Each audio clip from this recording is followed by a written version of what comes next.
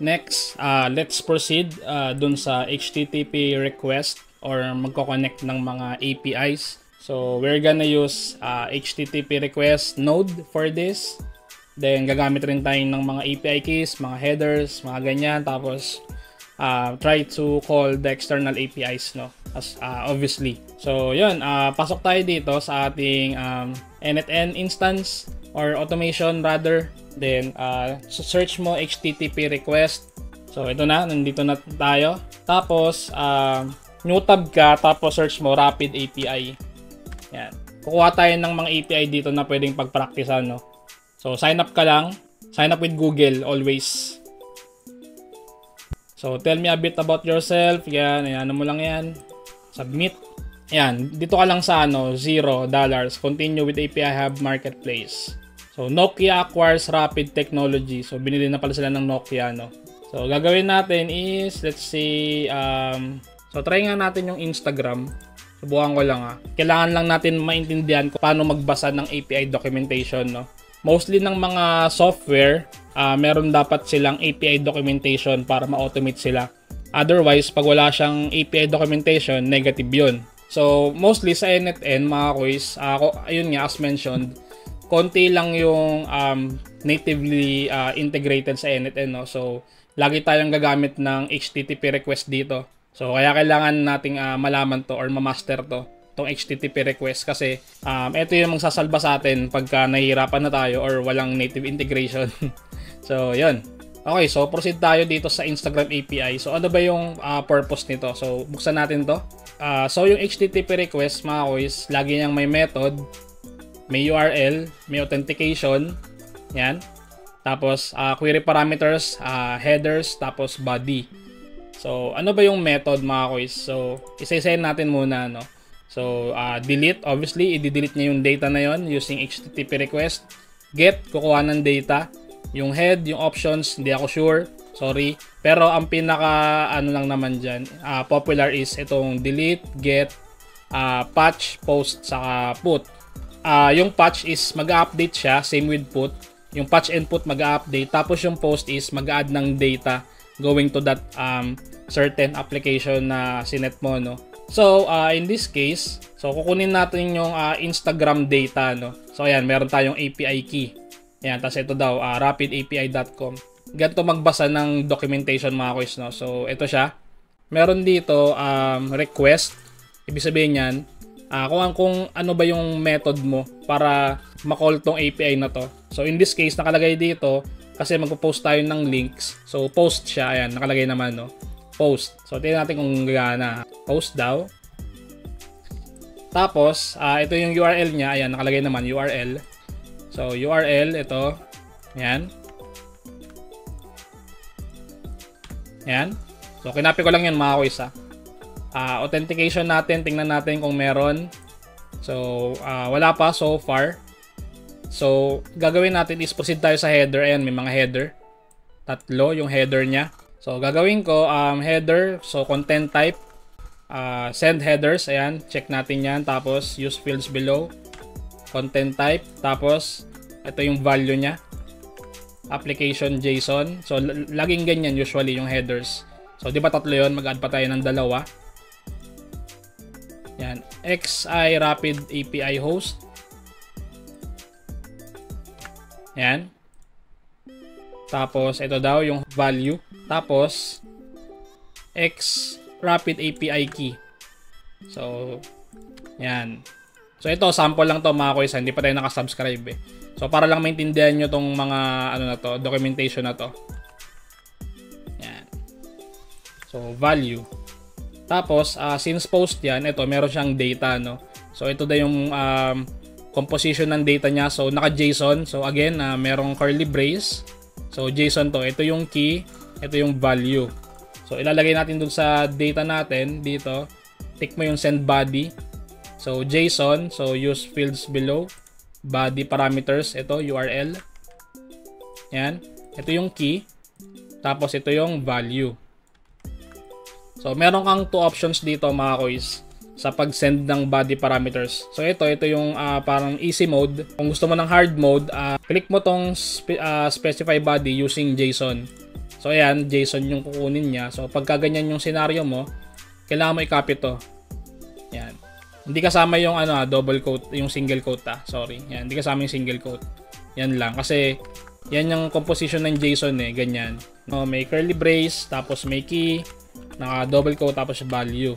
Ayun yung composition nung curl na to or yung documentation na to. So ganun siya. So again, una-una mong titingnan yung method, which in this case post, tapos URL, yan, tapos ito yung headers, 3, tapos ito yung pinaka-data or body. So yan. So obviously hindi gagana to kasi hindi pala tayo nakaka-subscribe pa. So click natin yung subscribe, tapos start free plan, subscribe. Tingnan natin, curious ako dito. So get started kung gagana siya yung Instagram. So saan kaya siya magpo-post? Yun ang tanong. So test endpoint tayo. Yan, 401, this endpoint is disabled for your subscription. So sabi na kasi hindi gagana talaga to kasi wala pa siyang nakalagay na account. Pero yun nga, yung target lang naman natin kanina is makapagbasa ng documentation. So kung get naman yan, ayan, get.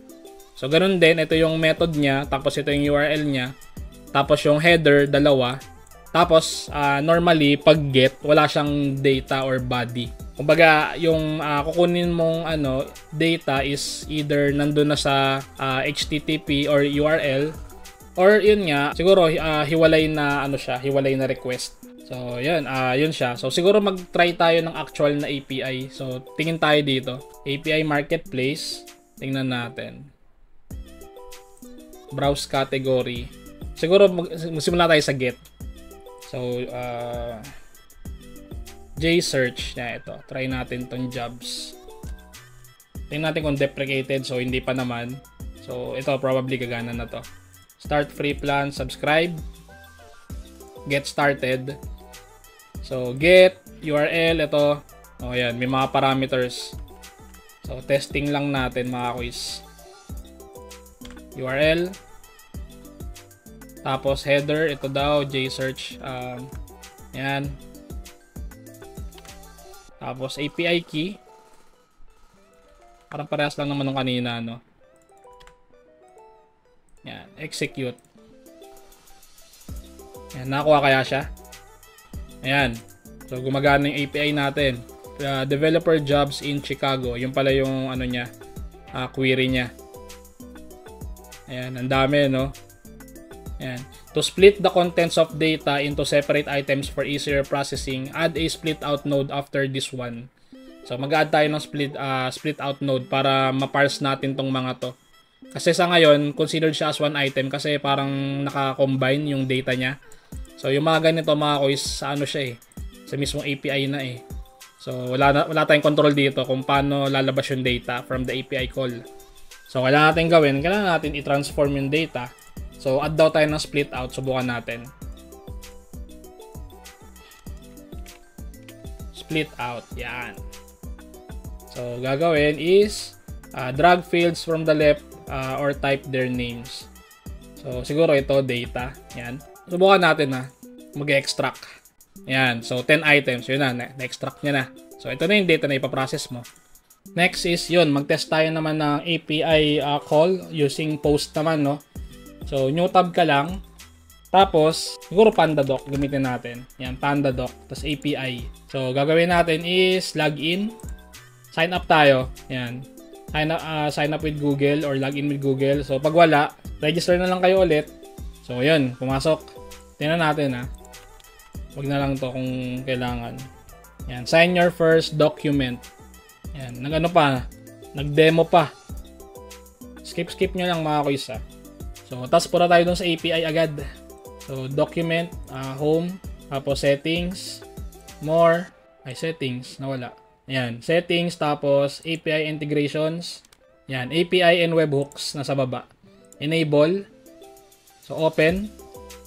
Ayan, so tapos generate tayo ng sandbox key muna, no? Ayan, show. Ayan yung ating API key. So tapos API documentation tayo, ayan. Click nyo lang yan. Or right click, tas new tab. Or control, tapos click para mag-new tab siya. Ayan, tapos para tayo sa documents. Create a document, ayan. So ayan, medyo maganda yung ni PandaDoc. yung kanyang documentation, madaling basahin, no, mga kois. So, ayan, bale, gagawin natin is, balik tayo sa NetN, tapos click natin to. So, ang kagandahan pa sa NetN, mga kois, so, di ba may ganito? May curl, yan, ito, yung nandito sa Gedli. So, pwede mong i-copy yan. So, basta curl, yan, curl lang, curl request. Pwede mo i-copy yan, click mo yung import curl. Tapos, paste mo yun. Then, mangyayari, automatic na siyang mag-fill out, no? Yan, yung URL, tapos yung headers, yung authorization, automatic na, pati yung, yan, application JSON, yung body, kasama na rin, no? So, ayan, di ba? Sobrang lupit, no? So, kanina, nagmano-mano tayo, pero yun nga, kung may curl dun sa may documentation, copy mo lang yun, tapos sa NetN, pwede mo siyang i-import directly, no? Sa Zapier, sa Kasamic, walang ganyan, sa NetN lang. So, di ba, mas madali. Pero at least, dapat alam pa rin natin kung paano mag-map manually, no?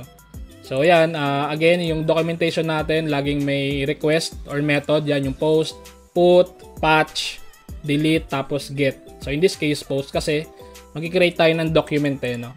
So, try natin, execute. Palitan natin yung API key, kasi demo lang yun, no? So, copy natin to. Copy, tapos pasok ka dito, value, yan. API key, yan. So, ayan, okay na yan. Yung API key na yung ginamit natin. Tapos, test mo. Validation error daw. Anong problema? This field may not be null, recipient. Yan. So, recipient daw, null. Tingin muna tayo dito. Kasi may mga template dito eh. Create template. Yan. Gawa tayo ng template natin. Quick access. Tapos, yan. Freelance contract. Tapos, ito yung ID. Copy natin. Gagamitin natin mamaya yan. Balik tayo doon sa home. Dito sa create document, ayan, from PandaDoc template, template UUID. So, yan, basahin nyo yan mga kuya, yung mga required. So, hindi yan pwede mawala. So, hanapin nyo kung nasan yan. So, in this case, nandito siya. So, sa dulo ng URL nung document pag binuksan. So, field objects, tingnan natin yung daw. Recipients, ayan required. Mula tayong nilagay kanina, kaya nag-error. So, recipient, email. So, virtual turista@gmail.com. So, ayan, gagawin ko. Tapos siguro i-copy ko lang din yung API key ko kanina dito. Settings, integrations, tapos API. Open. So, copy, tapos ilagay ko siguro dito. Para, ayan ito. Pwede ilagay dito yan eh. Ayan. Yan, para, yun na yung nasa curl mo, no? Tapos copy mo to. Then, yun. Pasok ka dito sa my workflow. Tapos, import ka ulit. Import curl. Import. Yan. So, ayan na. Nandyan na yung mga mo. Tingnan natin. Okay. So, execute natin. Tingnan natin kung gumagana na. Ayun. Okay na. So, working na siya. Ayan. Gumana na yung post natin. Tingnan natin kung nandito sa PandaDoc natin. Documents. Pasok ka dyan. Ayan, dev, freelance contract template copy. So, ito yon. Tapos, ang recipient niyan dapat yung Gmail ko. So, ayan, tama, no? Ayan, so, galing. So, ganun lang din. Tapos, yung pagka gusto mo i-update, punta ka lang dito. Ayan, patch naman yan. Update document. So, may mga fields dito na kailangan i-update. Kunyari, yung file name or yung document name, mga ganyan. So, nyo na lang. Practice nyo na yan, mga kuys. So, parehas lang naman yan eh. So, ilagay nyo lang yung API key dito. Tapos, yan, yung ID ng document na i-update nyo. So, in this case, ito. Yan yun. Tapos, maglagay kayo ng mga fields. Yan, may mga fields yan dyan. So, yan. So, okay, try na lang din natin. Yan. ID, tapos yung name of the document. So, kunyari, update natin yung name, no? Test doc RJ. Yan. So, okay na yan. Copy natin. So, balik tayo dun sa ating import curl. Import. Yan, naging patch na siya. Yan, 'di ba mas madali pagka pag sa NetN yung import curl, ang laking bagay niyan, mga kuys. Mas madali yung buhay nyo. So, click mo yung execute. So, dapat mag-update na yan. Walang pero tingnan natin kung pumasok siya yung update. Ayun, test doc RJ yun. So, pumasok yung update, no? So, okay na yung get, okay na yung post, okay na yung patch. So, yung delete na lang, tingnan natin yung delete. Ito, delete document. Di-delete natin to, syempre. So, yan. Tapos, copy. Balik ka dun sa NetN mo, import, paste. Yan. delete, execute. So, dapat wala na tong document na to. So, pag nirefresh ko yan, wala na yan dapat. Ayan, document not found kasi deleted na. So, yun. So, magagamit nyo yan mga kuys yung HTTP request, no, sa inyong mga project. Tapos, kung gusto mo mag-store ng API key, pwede ka dito. Ayan, no, we've already implemented auth for many services so that you have to set it up manually. So, choose, ito, generic credential type, fully customizable. So, choose between basic, header, auth, etc. So, try natin kung gagaano siya. So, kunyari ito, authorization. So, try natin, generic credential type, header, auth. Yan. Header, auth, create nyo credential. Tapos, lagay mo yung value. Name is authorization. API key, save. Yan, header, auth 2. Try natin, So, yan. So, ito, tatanggalin natin to kasi nalagay na natin yun dito eh.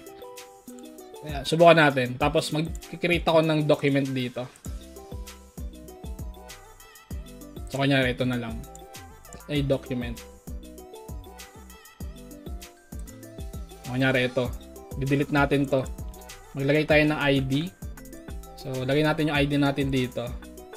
Saan ba yun? Ito. Yan. Nasa dulo eh. Yan. Tapos execute. So, yun. Mas madali. Lalo na kung marami kayong PandaDoc na module sa HTTP request. So, yan. Ayan yung header lang. Add nyo lang yung header. Tapos, pwede nyo na sa i-select. So, mas madali siya. Unlike pag dito kasi expose eh. Yung API key mo, dito mo nilagay. So, na-expose siya. So, mas maganda kung dito na lang. So, yun. Applicable yun sa get, post, put, patch, delete. So, ayun mga kuys, that's it for the HTTP request. So, next video tayo mga projects na, no? Let's go!